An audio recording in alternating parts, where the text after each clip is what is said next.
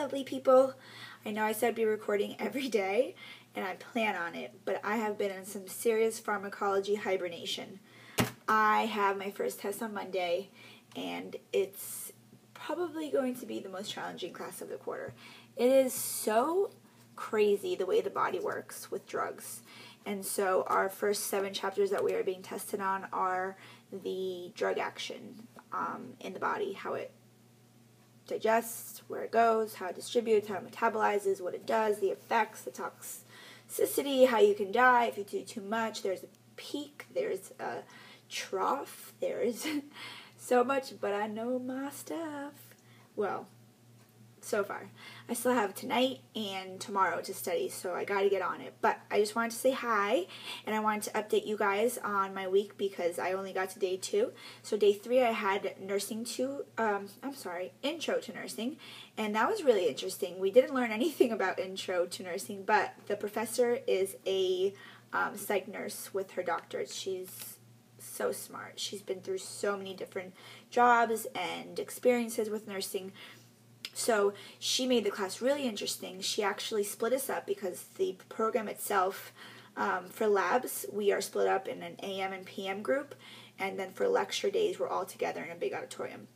So she split the day in the morning and afternoon group, and then we had to pick someone from each group and get to know each other and then introduce each other.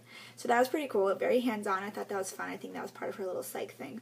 And then she just spoke to us about how we should prepare and succeed in this program. She gave us a lot of tips. She gave us tips on how to stay motivated, what to do to continue going and doing well, especially in regards to the, I don't remember what it's called, the Maslow's pyramid?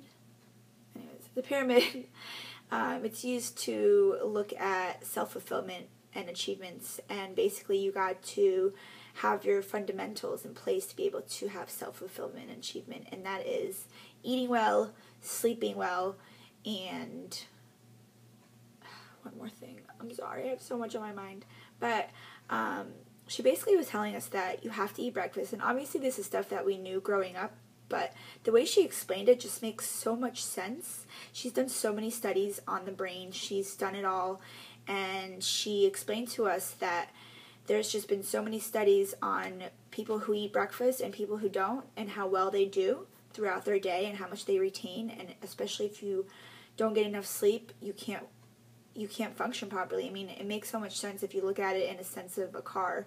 If you don't have gas in your car, you can't drive it. If you don't have fuel in your brain, you can't use it. So it's really important to eat a well-balanced breakfast.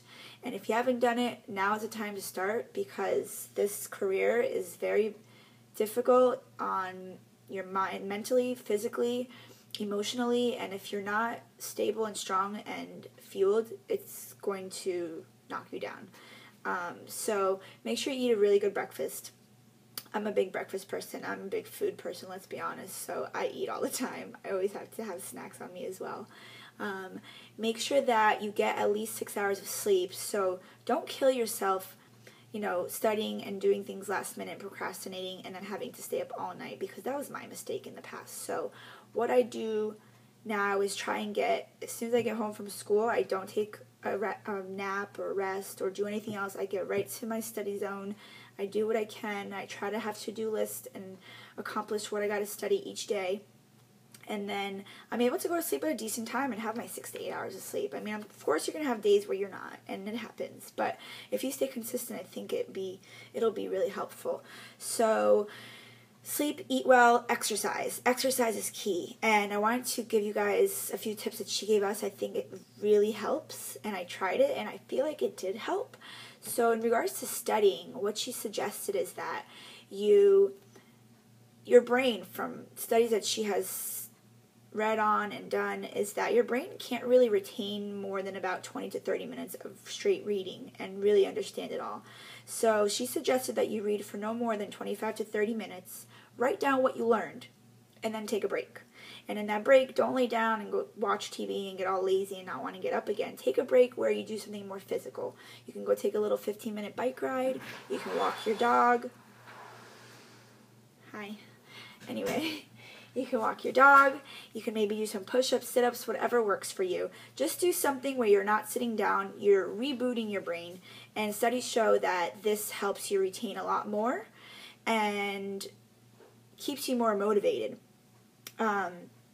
So I tried that, and I did that also with a study group that we were in. We studied for about like 4 hours all together at school the other day, and we took about every 30 minutes we took a break. We walked around, we ate a snack, just hung out, and I feel like I retained a lot. Another study tip that she gave us was, in your books, you have an objective in the front, in the first, usually most books, in the front of the chapter, there's objectives.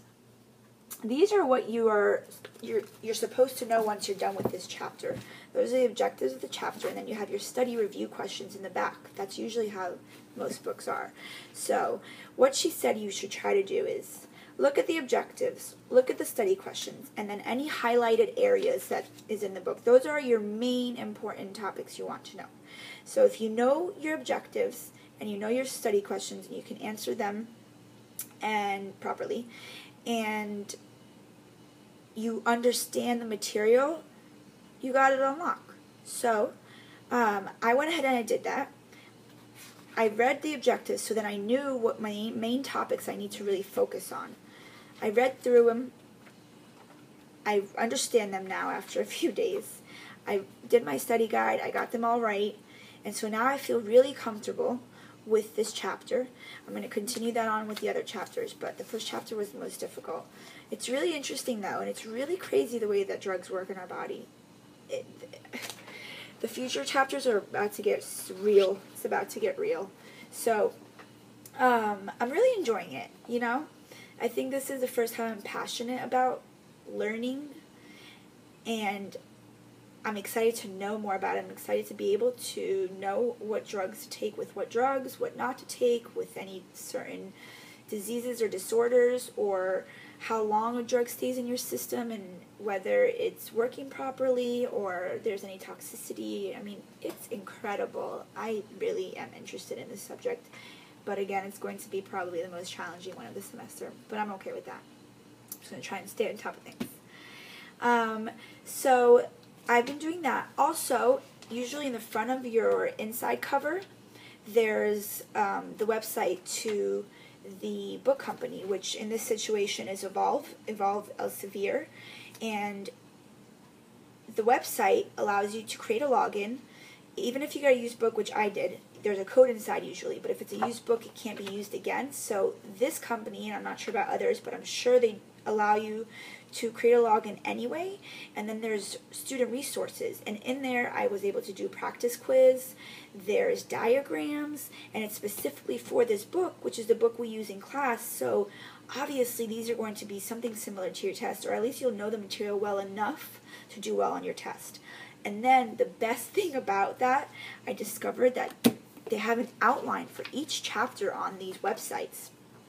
And the outline just, it gives you the chapter, and then it gives you each main topic and all of the important facts about that topic. So I have all of my phases of drugs: pharmaceutic, pharmacokinetics, pharmacodynamic, and you know what I'm talking about if you know. And it just talks about and highlights the main topics, main vocab words.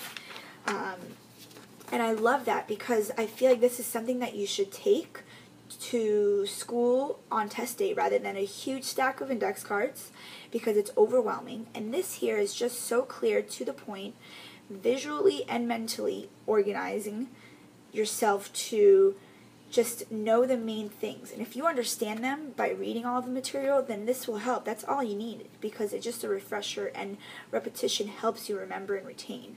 So I think this was like a gold mine that I found. I'm so happy I found it. And if you don't have any websites that the book companies you're using have, then what you can do is take your notes from your book, and if you have any PowerPoints from school, and from those, make your own little outline. You know, you write the subject that you're writing about, the main topic, and then the facts that you feel are most important that you want to remember and that you feel that may be on the test. And just make about a 3-4 page outline and use that. And it's clear and it's just what you know best because you're the one who wrote it out.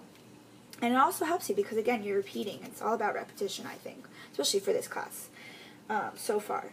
So that's what I've been doing. Of course, I did a few little index cards. I'm trying not to do too many this time around. Number one, it hurts my hands so bad. I even got a blister for one of our lab assignments. We had to do 7 chapters of so much writing. It was crazy.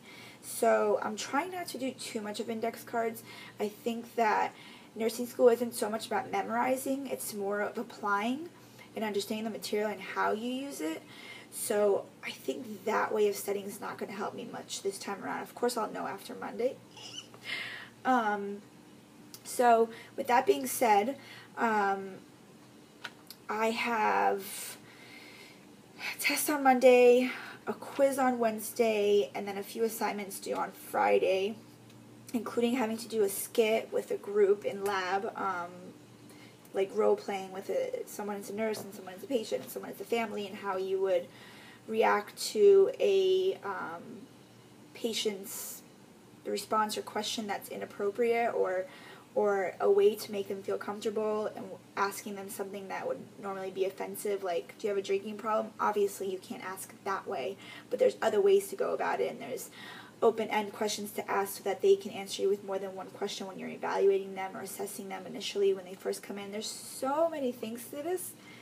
It's crazy. My brain doesn't have that critical thinking aspect of it yet. So I think that's what they build you up on, is to start thinking like a nurse, get that critical thinking.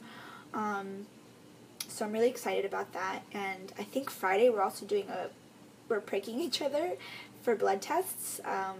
Just, you know, your blood sugar levels. So we have to make sure we eat breakfast, of course, as always, right?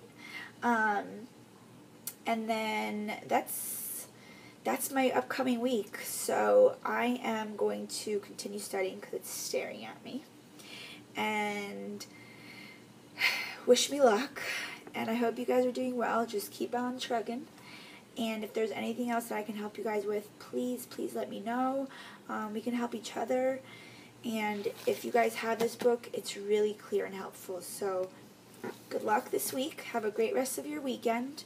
And as I promised before, I'll be posting a few things about my study area, which I think is very key to this process, and also my planner I will talk about shortly in the next few days.